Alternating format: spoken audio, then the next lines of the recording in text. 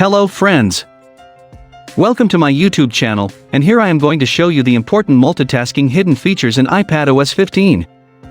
That's the new shelf for the app. That's the easy way to access all the windows of the app in full screen or split view screen. Let's check how to open, close unused windows from the shelf of the app.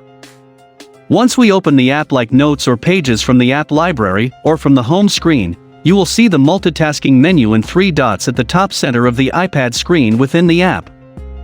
When we tap on 3 dots, we will see the split view screen option to select your choice, and now your iPad will ask to open another app in split view. Again, I am opening the Pages app, and that's fit in the split view screen.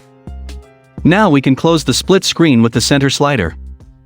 And the hidden window will be accessible in the shelf window. Please tap on the 3 dots icon and see the shelf window at the bottom to access it. To add a new window of an app, click on plus button to add a page. And use any of them by selecting a window from the shelf. If you wish to open another app like the Mail app, open in split view using the multitasking menu. Here I am opening the Mail app from the Search in App library, and that's open on my screen.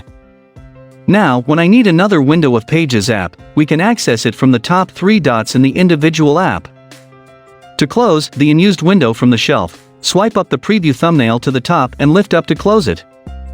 We can close 2 or 3 windows at once using multi-finger gestures.